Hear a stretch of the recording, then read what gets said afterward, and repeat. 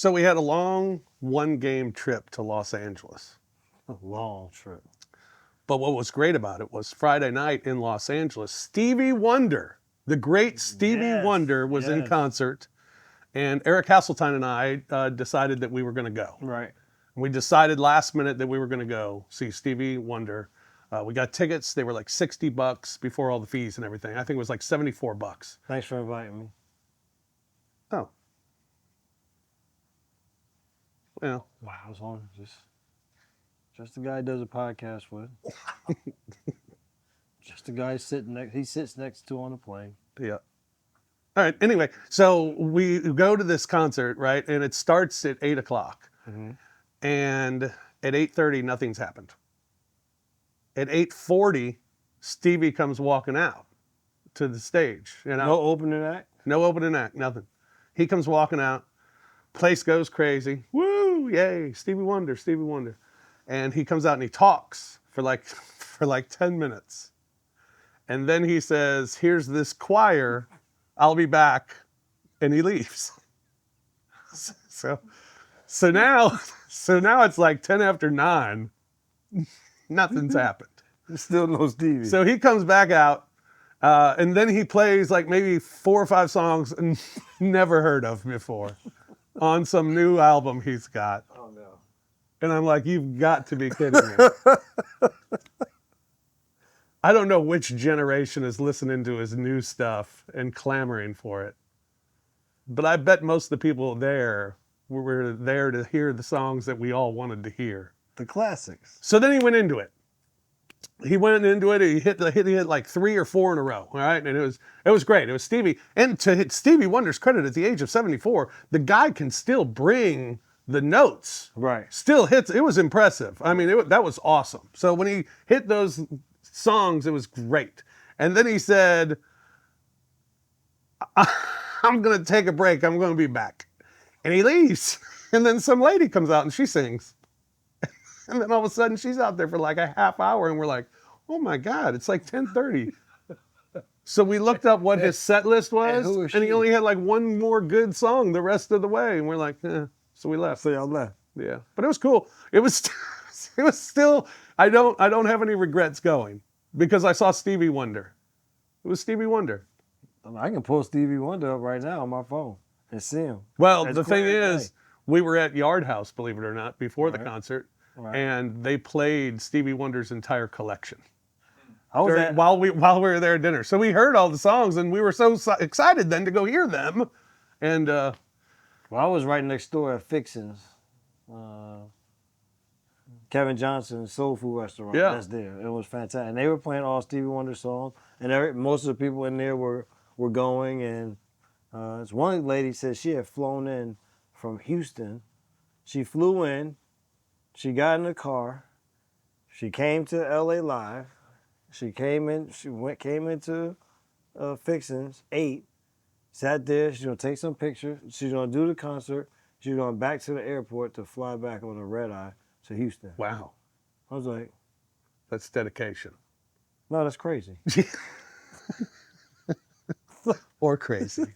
Yeah. I mean, I gotta wait for you to come to Houston, or I gotta get the hotel on the cheap. What is there a concert you wish to see before they're done performing, or? No, I did already. I went and saw Wu-Tang.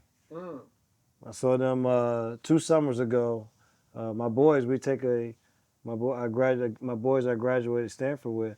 Yeah. We take a trip every year, and this year we went to Fort Lauderdale. We saw them there, and it was good. Method Man was there, so that just it was fantastic. That was fantastic. And I'm not a big concert goer, right? But that was one that I was like, I would love to see that. And it was in the right size venue. Like it was sold out. There was a lot of people, but it wasn't too packed. Like you know me, I'm a bad crowd person. Right. I'm the worst. I think if there's one that I still want to see, I want to see Garth Brooks. And the thing with Garth Brooks was he was here for 6 straight nights, and we were on the road the whole time. My wife went twice. I remember. was like, you serious? I remember. If you was now that I know, if you were dedicated, you would have flown home, went to the concert, got up in the morning, and flown right back and been ready to go to work. Like that lady. Exactly. From Houston. You're not dedicated. No. Welcome to Night Court, everyone. He's Brevin Knight. I'm Rob Fisher. You can get us on Twitter at BrevinKnight22 at The Fish Nation. We thank you for joining us each and every week here on Night Court. Tell your friends and your neighbors about the show. Tell them to tune in, and you can get it wherever you get your podcasts. And you can also watch the podcast each and every week on the Bluff City Media YouTube channel. I heard a lot of comments in the last 2 weeks about the attire we had on 2 weeks ago because of how cold we were. Look at us today. This is amazing. And at nighttime. Yeah, this is fantastic. I don't even have a skull. You know it's got to be a decent night when I don't have anything on this head. Yeah, looking good, looking good. All right, Grizzlies in the last week took on Brooklyn, beat Brooklyn finally. Beat Brooklyn finally. Ja was great. Ja was trolling. Santi was great. Santi was angry. We got good Santi, fiery angry. Well, we needed. I should have lit the fire again for the next game. Yeah. We needed that. We needed fire and anger in that. But no, that Brooklyn game. The one thing that you saw was a team that was understood what had happened the first 2 times. It was not going to let it happen a third time. Yeah. And I mean, you give Brooklyn you give them their due because they did continue to battle. Like it wasn't just an easy win. It was going to force the Grizzlies to have to win. Yeah. If the Grizzlies would have given anything, then I think they would have been able to take it. But I thought they did a great job of coming out, continue their home streak going, continue their winning streak going at that point, and took care of business. Yeah, and it had a little swag, which was cool. My favorite part of Santi's fieriness was when he got his technical. It was right in front of me, right in front of you, I think, as well. And Santi, he looked at the official and said some words that you just can't say. I mean, as soon as he said it, I was like, well, that's a T. And he got the technical. And I love NBA players. They're great at this. Santi looks back at the official and goes, what did I do? And then he looks at him and he just kind of shakes his head and turns around and he's like, I didn't do anything. I didn't say anything. And I'm like, Santi, come on, man. I watched it happen. I watched it play out. I saw the whole thing. I read the lips and everything. I mean, you can't take that one back. No. And then I saw what the ref said, what he said to him, and I was like, oh, well, you definitely got a tech. Yeah. That's why you got. But then Taylor and Schroeder going back and forth at one another. That was fun. Ja and Fernandez, their coach, starting from halftime and going on to the end of the game. Yeah, it was. You know, that was shades of the old Grizzlies. Swag Grizzlies. When we talked about him being swaggy. It was fun to see it in that instance. It was fun. Mm-hmm. It was, and that was great. And it was just great to beat Brooklyn. I mean, you just didn't want to lose that team 3 times this season. Then you go to Los Angeles, take on the Lakers. I did write a word for word association with this game. My word was blah. That was all we were. I mean, when your video game has a little bit of a glitch to it. It's like you play, and then all of a sudden your guy like goes, yeah, and then you start going again. Yeah, it looked like we had a little bit of a glitch in that game. Yeah, you guys do sit up there pretty high.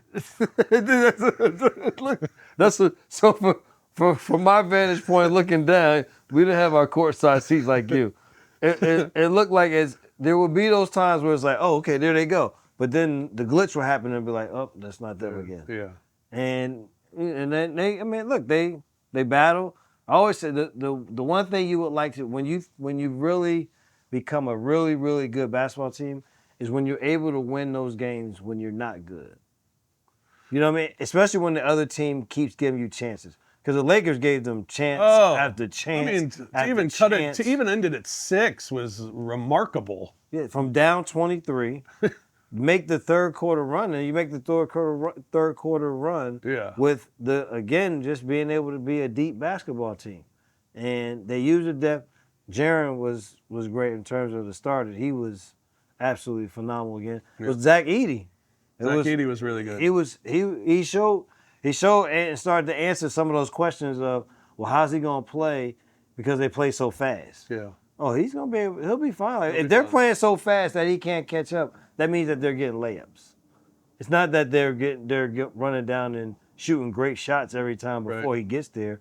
And we said even if he doesn't get the ball, the offensive rebounds. I think he has seven offensive rebounds.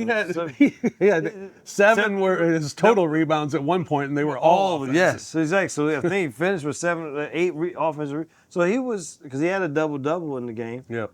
So it was good to see him play well. I just thought like I said, it's just like it was a little bit of a glitch. And the Lakers came out to begin. They were playing a playoff game. That was the type focus. And AD's numbers were impactful. Yes, because it was on both ends again. Like it was defensively in the first half. I thought he was great. He only had maybe 1 or 2 blocks in the first half, but there were so many times guys made a move to go to the basket, and it was like, oh, okay, nah, I'm gonna kick this. Or it was like, get ready. I'm like, oh, you got the move, Flo. It's like, nah, dribble out. And so I thought he was big there. And then on the offensive end, he was grooving. Yeah. All right. So this week, another few days off. I think really good, nice, nice break. Get guys healthier. Golden State and Dennis Schroeder comes back again to FedEx Forum, which it's going to be funny because this is going to probably be the loudest reception Dennis Schroeder's ever gotten in a gym. Yeah. He's the villain. He's villain number 1 right now. Well, and the thing about it is also associated with the team now. So before it was Dennis Schroeder, the individual. Yeah. Like people don't really not like the Brooklyn Nets. Like I think people here could care less about the Brooklyn Nets. Right. But it was like there's that damn Schroeder though, and I remember what he did when he played for the Lakers and when he played for OKC. And now he's here. It's like we just don't like him. But now it's like we don't like the Warriors. And you're on their team. And so you just fit that full villain role that they already thought that you were anyway. And so the only thing I say with this is, what may be different is this will be another game where it's going to be, your big doesn't have to be up because they don't have a lot of pick and pop bigs. But they also don't have a big rim runner other than the long name kid. Comes off the bench. Jackson, Trace Jackson for him. Like he can be a threat. But Draymond's gonna pop back, and if he wants to shoot threes and if he makes some early ones, that's fine. That means that hopefully he'll keep shooting. So defensively, maybe they'll be able to do some things that at least maybe be able to corral him a little bit better. It's gotten to the point too. I was watching the Warriors play the other night. I guess it was against Houston. Mm-hmm. I mean, they throw some lineups out there that you wonder who the hell these guys are. Yes. And Cam Spencer's brother is out there getting minutes. Getting minutes. So you've got to take advantage of those minutes because we have the depth. We need to beat them in those minutes when they're going to their bench. We have to be better. We do. And hopefully we can be. Should be. We definitely should be. And I think what gives me a little bit of a positive feeling about that game is usually with this team they bounce back very well from a game where they haven't played well. Yeah. And that was a game like you said, the 6-point deficit at the end, it really wasn't a 6-point game. No. And I think they feel and understand that they didn't play anywhere near their best. And so they want one of the major things for this season was they wanted to reclaim a home court advantage. And there's no better way than to have that be done than to beat a team of this caliber, with these players. So I think with that coach. Yeah. Oh. So that's what I'm saying. Bitching about something. That's what I said. That's why this is Schroeder has gone to the evil empire. This is right where he should be in terms of Grizzly fans. Then the Grizzlies will go to Atlanta. Atlanta, a Final Four Cup team. Congratulations to them on that. And they scrap. They play hard. Jalen Johnson is really he's really good. It's a name that people don't know. It's not a household name, but he's been really, really good. I like their bigs with Capella and Okongwu. I like the way that they screen and roll. Okongwu steps away and shoots it a little bit more. Bogdanovich is there. They're scrappy. They're just, I mean, and of course with Trae Young and what his capabilities are, and he's facilitating more, not over dribbling as much in the games, and so You hope we get a Trae Young like we got. I think it was last year when he was just hunting, trying to get numbers because he had the 30-point streak or something like that. Yes, he wanted to keep that streak going. Yeah. He hasn't been playing that way, but hopefully he goes back to maybe this is a prove moment in terms of who's the best point guards in the league. Yeah. And so hopefully we get that, but that never easy for the Grizzlies to win in Atlanta. No, and then the Clippers at home. What are they all about? I think the Clippers are one of those teams who are going to be fine to fly under the radar, like stay in the playoff race, maybe have some winning streaks. Won't be anything big. Maybe lose some, maybe up and down, but won't really make a lot of noise because James Harden. I don't know if James Harden's name carries the same amount of weight as it did in terms of the national news. Right. And so I think nationally. You don't hear as much about him, but I would say by the end of the year, when you turn around and look, somehow Tyronn Lue will have the Los Angeles Clippers right there. Yeah. All right. You said you want a radical NBA Cup court. Yes. What are you thinking? What colors and what how radical? I wouldn't mind leaning into the yellow. Oh. Okay. Lean into the yellow and have some type of gray accent around that. I don't know what type of art to be like on the floor. Of course, we have the cup. You have the cup. You have to put the cup in the middle and at the free throw line. That's what it would be. But what other stuff? But yeah, I would lean into that. Gold or not gold? Yellow. Yellow. Okay. I like that. I like that. Mine would either be that or baby blue. More baby blue. Like full baby blue, not just the sidelines. Yes.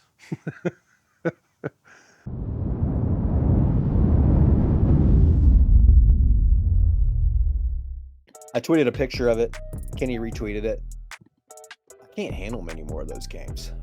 So these Garmin watches do like a body battery, which is basically like your energy level and stuff throughout the day, and it's out of 100. So anytime you do anything stressful, if it's a workout, if it's watching a Memphis game, it's, it takes away from your body battery. And I'll just tell you, on like any given day, if I work out, I do a 45-minute workout. There's TJ's. He's at 5. Wow, he's may not make it through the episode. I am drained. Any given day, I do like a circuit workout, kettlebell, some bench, whatever. Typically, it's a -6 or 7 for a 45-minute workout. So watching the Memphis game, literally zero physical activity, just watching the game was a -12. It was double what one of my 45-minute workouts would be. That lets you know the heart rate was pretty steady at a decent spot for the entirety of that ball game. Tune in to Tigers Untapped with your hosts, Trey Lasley and TJ Willis, every Tuesday at 3 p.m. on the Bluff City Media YouTube channel.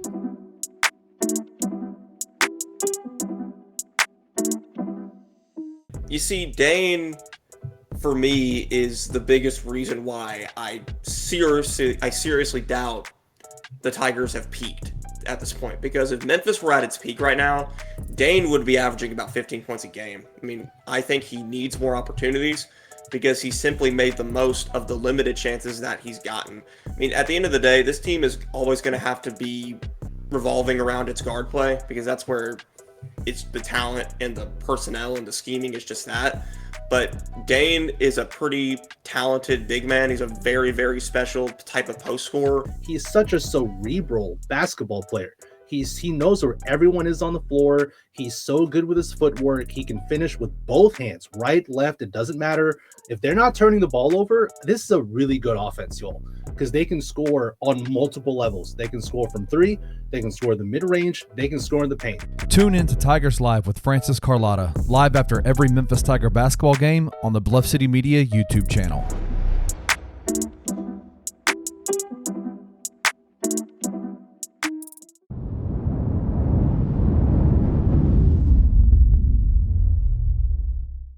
The All-Star Game format has been, it's now official.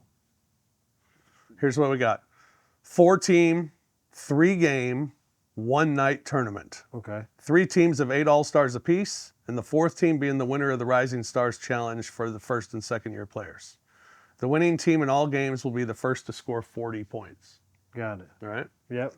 Kevin Durant responded immediately, "I hate it, absolutely hate it." Terrible, he says. He said we should go back to East-West and just play a game. I could just stop you right there. That's the problem. We don't just play a game. That's the problem. Man, We're not playing a game. You took the words out of my mouth. Like we haven't played a game in a long time. That's the problem. So it's like you can't get upset at any type of adjustment or because this is the reason is because how y'all have played the game.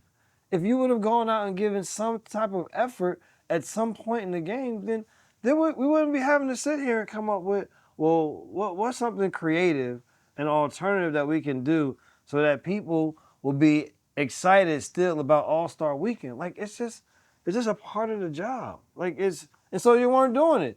So because You as a pro, former pro, but take yourself back to when you were a pro. To play in that sort of game, you know how to dial it down without dumbing it down. right, it was done. Like we've seen it done before. Like nobody's expecting you to go out there and be pick up 94 feet. Like there's a definite way for me to defend you and play you. For veterans, preseason game. Right, that keeps you in front, that makes you contest. I'm not going to come all the way up to contest. Like there's still a way to fake and make it look like, oh, well, we going hard. Like the whole. But thing, they don't. The whole thing where people are like, well, you might get injured, man. You might get injured at any point in time. Katie said, "I think we need to keep it traditional, but we'll see how this one works. You never know, I might be wrong." So there you go. The Warriors and Mavs had a game where they made 48 threes. Mm-hmm. Dallas was 21 of 41. Golden State was 27 of 54. Klay was 7 of 11 against his former team. Steph 7 of 13. Final score 143 to 133. Did you see the ending? Did you see Klay Thompson at the end of the game? No. The walking around the court? No. You didn't see it? Thank God, no. I'm so happy you did. Oh. You would have had the biggest rant if you would have seen him walking around. Like they're trying to do the interview, and he's just walking around. He's walking around the court. Like he walks all the way to half court to the middle of with the Mavs thing. Just walks around it. Does like the big exhilaration thing. Then walks back down towards the free throw line. Hold on, I'm not done. Walks down the other way. Goes to the free throw. Before this, now they waiting. They're waiting to interview him. Yeah, you know how the same way as with Laura trying to help you get the interview. He does like this is the free throw line. Air. And then goes and does the interview. He is such a tool. Oh man, I wish you would have seen it. I wish you would have. It would have been. You would have loved it. I can't wait till you look it up later. Do you tell me? Can't stand Klay Thompson.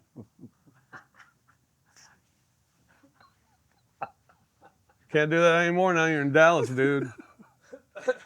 All right. Nick Nurse is optimistic that Joel Embiid's going to be back soon. He's got a sinus fracture. That's not nearly as severe as the two. How about this? This is a great, I think this is just a great line of a story. His recent sinus fracture is not nearly as severe as the 2 previous facial fractures he sustained in his career. This is the 3rd time he's broken his face. On another note, this is why I talk about there's no need of you just sitting out games. Because incidental shit like this can happen that makes you for real have to miss games. Yes. it always just it still makes accidents happen. Yeah. But like you said, to be the third time, like people go there. Thank you, Lord. I went an entire career, never had a facial injury at all. That's nice. I also don't stick my head in there. I'm gonna stick my hand. I had a bunch of hand injuries. I did a lot of reaching, but I didn't do a lot of putting my face in there. Oh. Hold on 1 second. What are we looking up? Well, I have to look at this on my phone. All right. Sorry. It's a list. I'm wondering. I'm sorry. What did we? It's a list. I lost it. I lost it. I can't get it there. I have to log into crap to get it. All right. The 10 players to watch for trades. 10 players to watch for trades. 10 Okay. players to watch Jimmy Butler for at the top trades. list. First team. All trade buzz. First team. Okay. Jimmy Butler on that list. Right. Miami Heat. We talked about him last week. Yep. Zach LaVine of the Chicago Bulls. Big fan. Right? Big fan. You know, tomorrow, or I guess when this podcast comes out, Thursday night game against Golden State, our three-pointer is all-time Grizz killers. Zach LaVine has averaged more points. Or no, Zach LaVine is like 1/10 of a point behind Michael Jordan in their career averages against the Grizzlies. I mean, I like when I watch him. It's I like unbelievable. when I would just watch him play away, but maybe I like him as much as I do because he's been He's that good good when we play against us, him. man. Brandon Ingram. Yeah, I heard that, Brandon Ingram. Yeah, weird. The one thing with Brandon Ingram is, could he ever stay healthy enough? If he can stay healthy, he's good. How about Zion Williamson? Yes. No surprise for me at all. No surprise. You wouldn't want him, though. No. I don't know how well he played next to Jaren. I mean, and I'd be terrified being a team that wants to contend, taking a shot on him being healthy. He just hasn't been. Yeah, no. Huge risk. We got one guy that we hold our breath enough when he takes off Yeah. to do what he does. We had the two of them. I don't know. Petey and I may need the oxygen or some type defibrillator next to us if we had two of them. The other one on here, Jonas Valanciunas. I saw that with JV. I think JV is for a team that is want to contend and needs a little physicality to their team. Mm-hmm. Like before OKC got Hartenstein, like when they were, Right. it would have been a night. I think he's that type. Yeah. The second team, all trade buzz, D'Angelo Russell, Colin Sexton, Jeremy Grant, and Bobby Portis. I'm a Jeremy Grant fan also. Yeah. Big Jeremy Grant fan. I think the one thing for D'Angelo Russell, somehow you just have to do away with the thoughts that are you concerned about winning? Right. Like I think he would have to do away. There's no denying the talent that he possesses. He's like, but are you willing to do those things that help your team win games? Man. It's tough to tell when guys don't win a lot of games.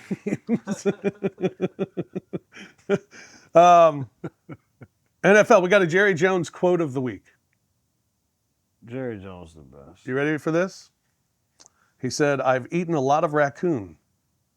Yes, the answer is yes, I've eaten it hunting, and I've actually had it served by my mom at the table away from hunting. It's not uncommon at all. To take it further, Jones added that he likes to eat squirrel and even referenced times when his family would fight over who would get to eat the squirrel's brain. Is this because the guy that said that he eats raccoon? This is the Charlotte what's their team? Panthers? Panthers. The Panthers player. He said that he had it at Thanksgiving. Is this why? Is this what I Jerry guess. Jones is? I guess that's so why he's they brought saying it that's up. what they ate when he was coming up, Yeah. and they had fights over the squirrel. Over the brains. I mean, He is a weird old man. I think it's. I don't. I mean, people wonder where the problems start there. Yeah. Travis Hunter won the Heisman. You happy? I mean, what he did was amazing. He's a unicorn. I mean, it was, and then to hear the amount of touchdowns, the amount of interceptions, the amount of plays, how many more plays he played than the next person Yeah. was astounding. Yeah. Absolutely. It should have been runaway, and it wasn't. It was really close. I mean, Ashton Genty, great at Boise. His numbers are ridiculous, but That's what Travis Hunt. That was a no-brainer. high school golfer Blades Brown. Are you familiar with him?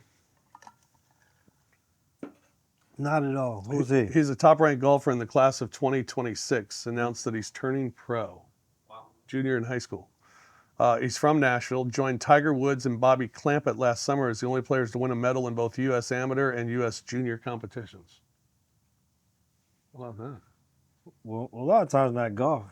You're not really worried about. I mean, you're gonna make it somehow, some way. Like your family's already good. You know enough people that the going to school part really doesn't matter. And if he's as good as he, if he's good as he. Golf is so ridiculously hard. So hard. Yeah, I mean, just because you've played with enough professionals, right? That difference between like you, someone who's good, and Sometimes. someone who's a pro. Yeah, there's a big gap between that. I mean, it's just, and then that could be a pro who's like making no money and trying to survive on the tour. Yes. You know, he could be that great. Man, I mean, you go around this country and there are a bunch of really, really good golfers. Yeah. But it's no different than any other sport. There's just a difference between what a pro is and what just a really, really good golfer is. Like, those people are good to be able to do it in certain environments. Pros they do it whenever, however, when you need it, and consistently. And so, yeah, no, I always say with type pro, I'm a professional amateur in this golf. Yeah. What I am. You see me play one hole and be like, he's pretty good. Yeah.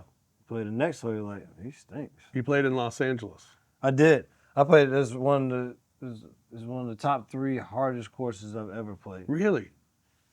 Kicked my ass. Wow. I mean, it was hard.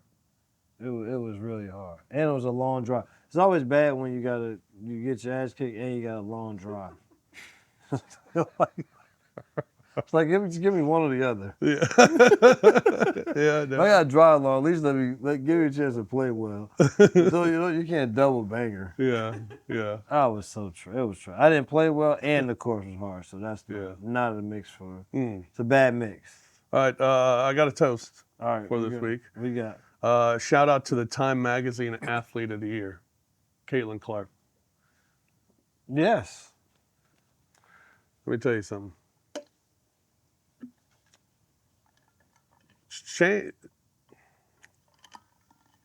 I respect the decision for Caitlin Clark to be the Time Athlete of the Year. I think it's a great decision that Caitlin Clark is. I am a true believer that Caitlin Clark changed a lot of people's interest in women's college basketball, I being one of them. And I believe she changed a lot of people's interest in women's professional basketball as well. And with all that pressure on her, excelled at an amazing level at both college and now her rookie year in the WNBA. So kudos to Caitlin Clark. And all this stupid BS arguments we had in the media over Caitlin Clark and her impact. Y'all are proving the point that she had an impact on women's basketball by screaming about it every damn day. So take that, you talking head people. All right. I got no toast. No toast. Okay. There you go. Caitlin. Shout out, Caitlin. All right. Well, I guess that's going to do it for us. It's too bad because tonight a lot of stuff's happening while we're recording this. We're missing the NBA Cup final. So who wins? I'm going OKC. You know, I can never say it. Even though the Bucks are playing really well, like they're finding a nice groove on the defensive side that's helped them offensively. But I'm going with the young guns at OKC. Yeah, I'm going OKC. Go Western Conference. For as long as we're there. That's right. And then the other thing tonight, the Memphis Tigers are in a bowl game in the Frisco Bowl against West Virginia tonight. Tigers are favored by 4.5 points. And as you listen to this, that game is over, and the Tigers with a big win. Yeah. I hope. Oh, I was about to be like, oh, damn, what time Yeah, they play no, that game? I'm betting the Tigers, so you'll know if I'm a winner or a loser on that one. Go Tigers, go. And That's the what I'm challenge, saying. the golf challenge is on. And the golf challenge is on as Scotty well. Scheffler and Rory McIlroy versus DeChambeau and Brooks Koepka. We got PGA versus Liv. Oh, ooh, that could be a little fun. All right, yeah, so good. maybe we'll discuss all that stuff next week on the show. Everyone enjoy your week, and next week, I don't know when we'll record, but we will, because it's Christmas week. Just thought of that. We'll be with you at some point. No, we're gonna get it done. Yeah, We'll get get it. We'll get it done. Yeah, so we'll do that. I don't know what else to say. What else do I say? What did you say? It's for Brevin Knight? I'm Rob Fisher. For Brevin Knight, I'm Rob Fisher. He's on Twitter at Brevin Knight 22 at the Fish Nation. Watch this episode at the Bluff City Media YouTube channel. For BK, I'm Fish. We'll talk to you next week here on Night Court. What do I say? Peace. Peace. Thank you for listening to the Night Court podcast. If you enjoyed Rob and Brevin, hit that like button, subscribe to the Bluff City Media YouTube channel, and enjoy the content. We will see you back here next time.